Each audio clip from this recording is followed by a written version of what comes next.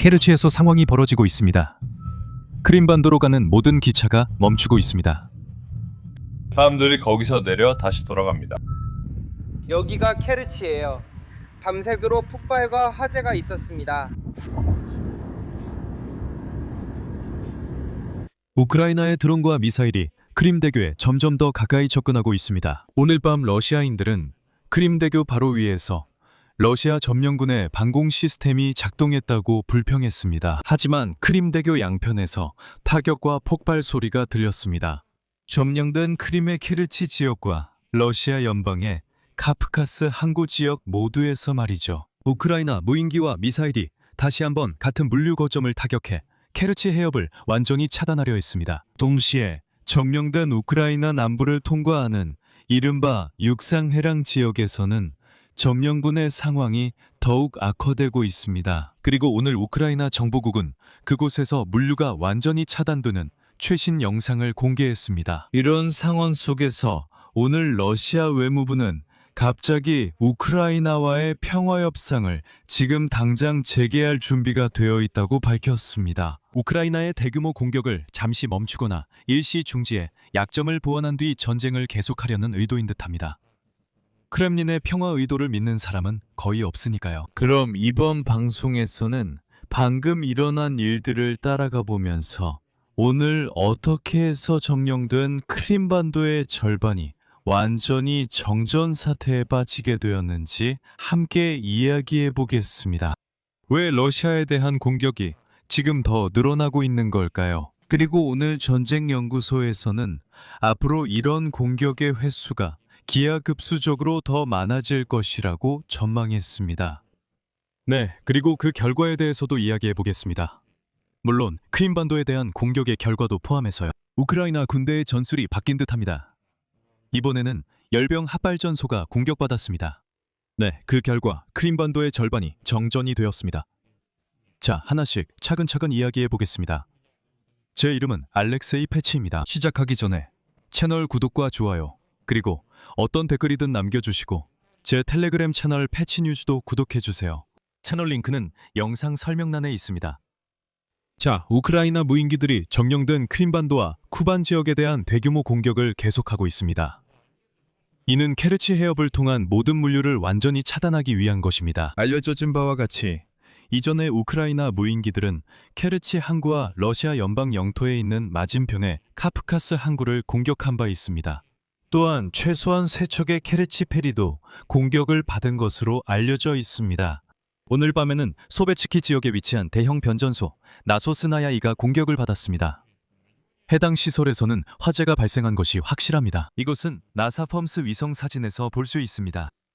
또한 펌프장에 전력을 공급하는 또 다른 변전소에도 공격이 있었다고 전해집니다. 그 위치는 북쪽의 니콜라예프카 마을 근처입니다.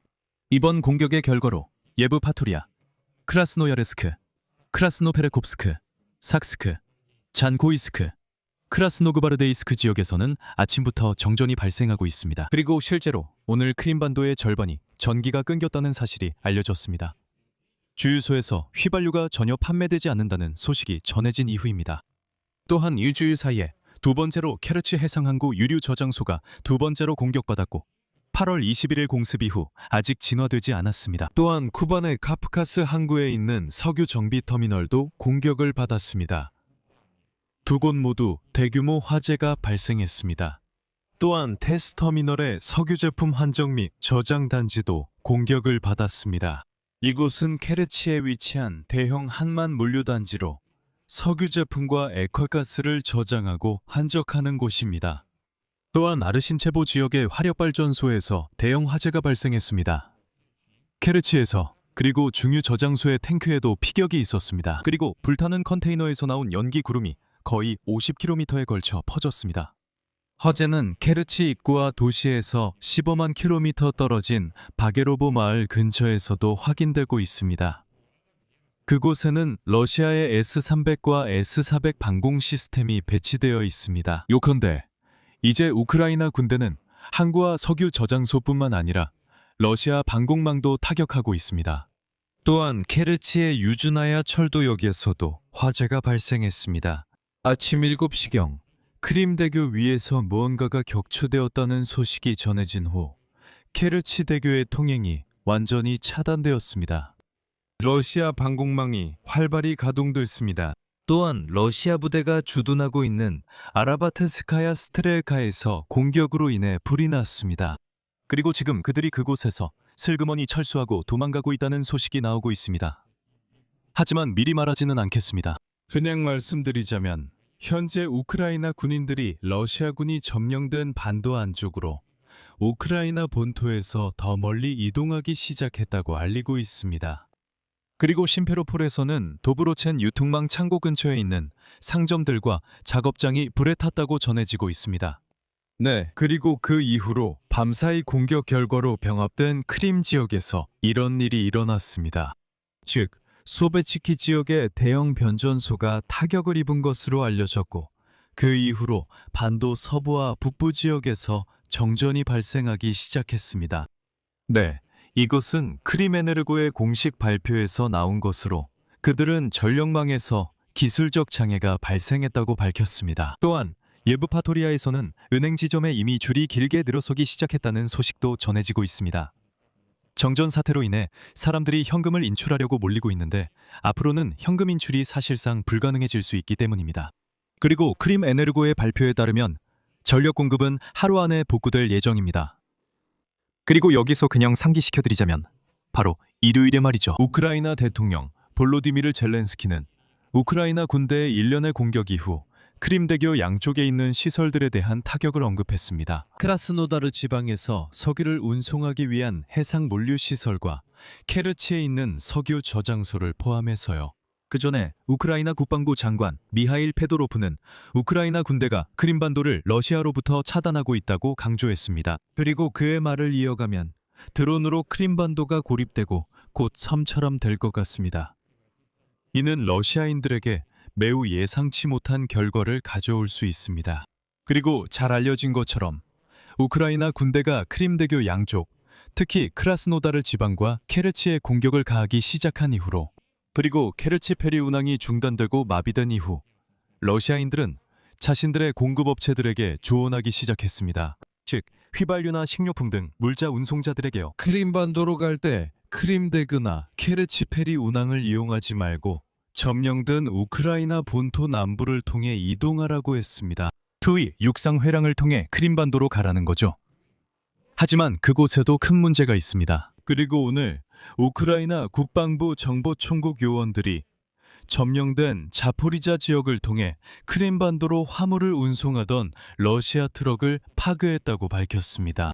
그리고 우리 정보국 요원들이 점령된 자포리자 지역에서 정보총국이 작전을 수행하는 모습을 담은 영상을 공개했습니다. 타격을 받은 것은 이른바 육로회랑을 통해 크림반도로 화물을 운송하던 트럭들이었습니다. 그리고 영상에는 여러 대의 적군 장비가 파괴되는 장면이 담겨 있습니다. 그리고 보도에 따르면 이번 공격은 장거리 항공 드론 부대의 드론들이 수행한 것으로 알려졌습니다. 이 부대는 우크라이나 국방부 산하 정보총국에 소속되어 있습니다.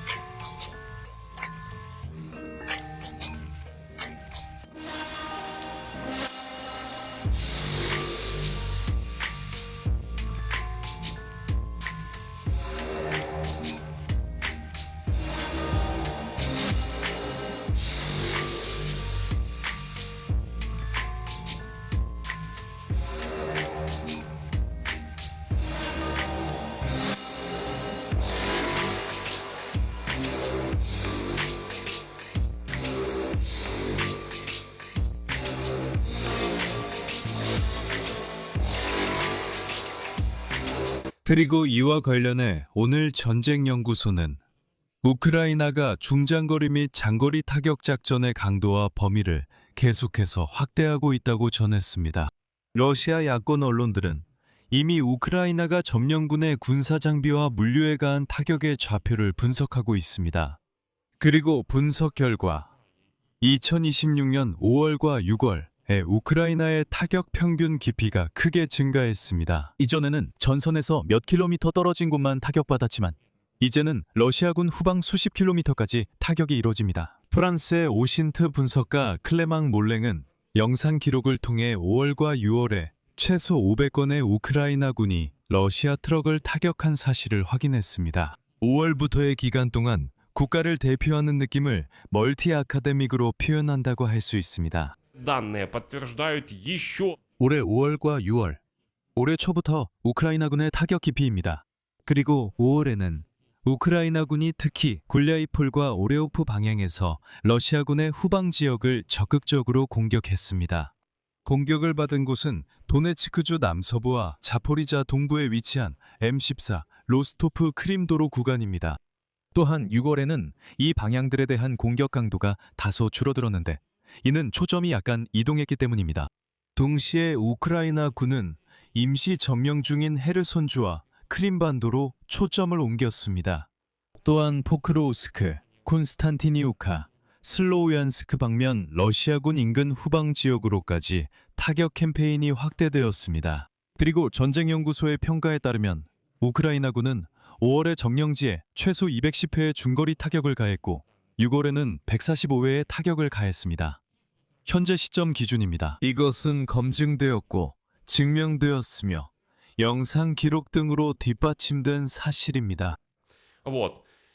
게다가 우크라이나 드론의 비행거리도 점점 늘어나고 있습니다. 제가 다시 말씀드리자면 6월 21일에 젤렌스키가 새로운 우크라이나 드론 파이어 포인트가 이제 2000km가 넘는 거리의 목표물을 타격했다고 밝혔습니다. 이 일은 튜멘 지역 정유 공장이 공격받았을 때입니다. 그리고 전쟁연구소도 몇 가지 흥미로운 수치를 제시하고 있습니다. 분석가들의 위치 정보에 따르면 우크라이나군은 4월에 최소 18번, 5월에 33번, 그리고 오늘 기준 6월에 28번 러시아의 석유 시설을 공격했습니다. 즉, 이런 공격의 횟수가 기하급수적으로 증가하고 있다는 것을 알 수 있습니다. 그리고 이런 상황 속에서 오늘 그곳에서 라브로프, 러시아의 외무장관이 Федерации выступал 공개적으로 연설하면서 러시아가 지금 당장 우크라이나와 평화 협상에 복귀할 준비가 되어 있다고 밝혔습니다. 하지만 소위 모든 것이 멈췄다고 하는 그 지점부터 다시 시작하겠다고 했습니다. 그리고 라브로프 같은 사람, 이 러시아의 씻지 않은 야만적인 존재를 절대 믿어서는 안 된다는 생각을 뒷받침하기 위해 마지막에 그가 기자들에게 어떻게 대답하는지 짧은 영상의 한 부분을 번역해 드리겠습니다. 오늘 예멘 기자가 그에게 질문했습니다. 그는 그곳에서 중동 상황에 대해 논평하면서 미국과 이스라엘이 아무런 도발 없이 이란에 대해 정당하지 않은 전쟁을 시작했다고 주장했습니다.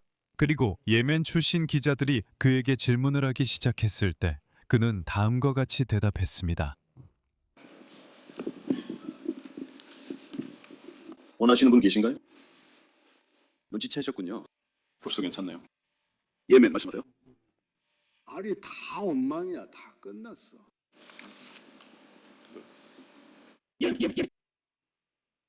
여기서 말을 마치겠습니다. 여러분의 의견과 생각을 이 영상 아래 댓글로 남겨주세요. 채널 구독과 알림 설정, 좋아요도 잊지 마세요.